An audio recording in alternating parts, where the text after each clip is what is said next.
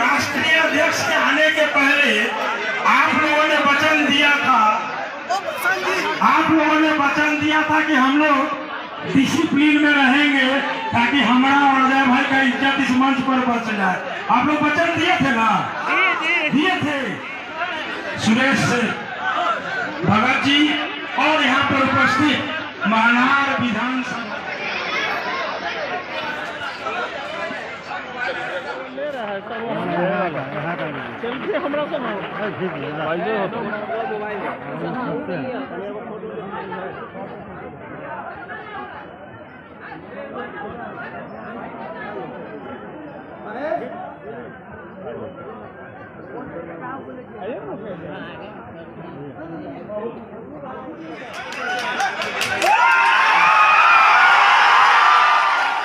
आप लोग जो हर बार हमसे सवाल करते हैं कि भैया आप तो केंद्र में मंत्री हैं, राज्य में आपकी सरकार है, तो क्यों मेरी बच्ची के साथ बलात्कार हुआ, क्यों मेरी बच्ची का अपहरण हुआ, क्यों गला रेत कर उसकी हत्या कर दी गई, उसके शव को नदी में बहा दिया गया। आप लोग मुझसे सवाल पूछते कि क्यों मेरे घर के बच्चे को दूसरे प्रदेश जाना पड़ता है शिक्षा के लिए, और तो और वहां जाकर और वहां पर जाकर लाठियां खाता है। दूसरे प्रदेशों में जिस तरीके से बिहारियों को अपमानित किया जाता है, उन्हें गालियां दी जाती हैं, और तो और बिहारी शब्द तक को गाली बना दिया गया। किसकी वजह से भैया? दूसरे प्रदेशों में आप सब जानते ही होंगे भैया, हमारे परिवार से जो भी लड़का गया, बच्चा गया, बच्ची गई है, वहां जाकर घबराते हैं बताने से। कितने हमारे घर के बच्चे ऐसे हैं जो आपको भी बोलते होंगे कि हम दूसरे प्रदेशों में कॉलेज में बताते नहीं है कि हम लोग बिहार से। क्यों? क्योंकि बिहार की छवि गलत बोल रहे क्या?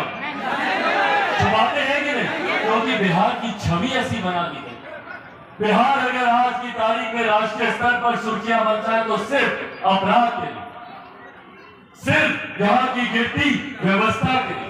जिस प्रदेश में एक पिता को अपने बच्चे के मृतक शरीर को लेने के लिए पैसे देने पड़े, सोचिए उस प्रदेश की विडंबना क्या होगी। समस्तीपुर की घटना, एक बुजुर्ग पिता अपने बच्चे के शरीर को पाने के लिए उसकी मृत्यु के बाद चंदा इकट्ठा कर रहा है, लोगों से पैसा इकट्ठा कर रहा है। ये तो स्थिति बना के रखी है हमारे प्रदेश में। आज आप कोई भी चैनल खोल के देख लीजिए, बिहार में यहाँ पे मर्डर हुआ, यहाँ पे अपराध हुआ, यहाँ पे डकैती हुई, यहाँ पे लूटमार। खड़े रहते दिनों दिन तक डॉक्टर से मिलने के। भाई क्यों ये व्यवस्था हमें हमारे प्रदेश में नहीं मिल सकती? क्यों हमारे प्रदेश में आईटी सेक्टर नहीं खुल सकता, एमएनसी नहीं आ सकती, एजुकेशनल हब नहीं बन सकता? क्या कारण है भैया कि हमारा प्रदेश बनिस्बत दूसरे राज्यों के विकास नहीं कर सकता? उसके पीछे सिर्फ एक मात्र कारण है, यहाँ के नेता और उनकी नीतियां। जिस तरीके से मुख्यमंत्री नीतीश कुमार जी पिछले 16-17 साल से हमारे प्रदेश के मुख्यमंत्री, और आज जाकर जब उनसे पूछो कि भैया प्रदेश में विकास क्यों नहीं होता, तो छूटते ही क्या बोलते हैं, अरे जाओ जाकर पूछो अपने बाप दादा से, पूछो 15 साल पहले का बिहार कैसा था। अरे भैया नहीं पूछना हमको 15 साल पहले का बिहार कैसा था। नहीं फर्क पड़ता मेरी उम्र के युवाओं को, नहीं फर्क पड़ता 20 साल, 25 साल, 30 साल, 35 साल के युवाओं को कि 15 साल पहले का बिहार कैसा था। आप बताइए मुख्यमंत्री नीतीश कुमार जी, पिछले 15 साल से आप मेरे प्रदेश के मुख्यमंत्री हैं, आप बताइए कि आपने 15 सालों में बिहार को क्या किया? कितनी नई शैक्षिक संस्थान खोले, कितने नए रोजगार के अवसर दिए? 19 लाख रोजगार का वादा करके आई थी ना ये सरकार, 19 लाख रोजगार का वादा किया था ना। कितने लोगों को रोजगार मिला यहाँ पर? किसी एक को भी मिला तो हाथ खड़ा करके बताए, किसी को नहीं मिला। और मैं दावे के साथ कहता हूँ भैया 19 लाख तो भूल जाइए, 19 लोग खड़ा करके दिखा दे तो आप जो हाथ निकले कहेंगे मैं तैयार। पर एक तरफ आप हमारे प्रदेश को विकास नहीं दे पाते, शिक्षा रोजगार जैसी मूलभूत जरूरतें नहीं दे पाते, तो वहीं दूसरी तरफ बांटने की राजनीति करते। आज हमारा प्रदेश अगर विकास की राह में पिछड़ता है तो उसका सबसे बड़ा कारण हमें तो जातियों में बांटा जाता है। भाई मैं 21वीं सदी का पढ़ा लिखा युवा हूँ, मैं नहीं मानता जात पात धर्म मजहब में, पर निरंतरता में हम लोग को बांटा गया।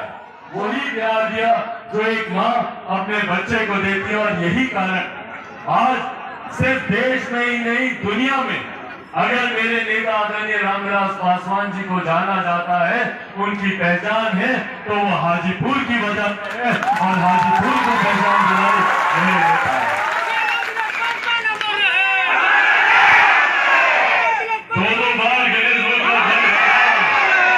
दो बार Guinness book of world record में आप लोगों ने मेरे पिता का नाम दर्ज कराया सबसे ज्यादा मार्जिन से जीतने के लिए।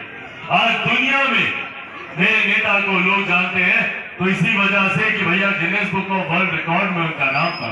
किस वजह से नाम था? तो हाजीपुर की वजह से नाम था।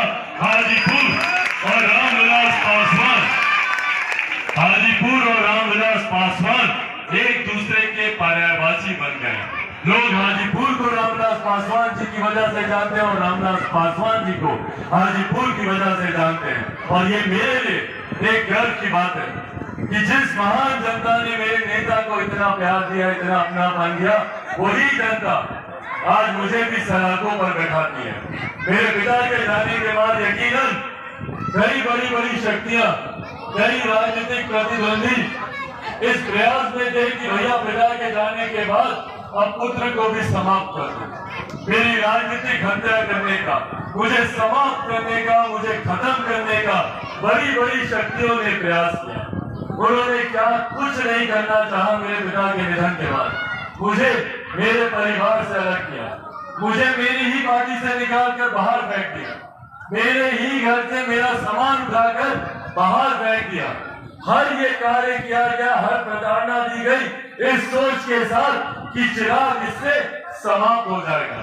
पर वो ये भूल गए कि मेरे एक पिता का हाथ मेरे सर से उठा है, पर यहाँ पर लाखों माताएं और पिता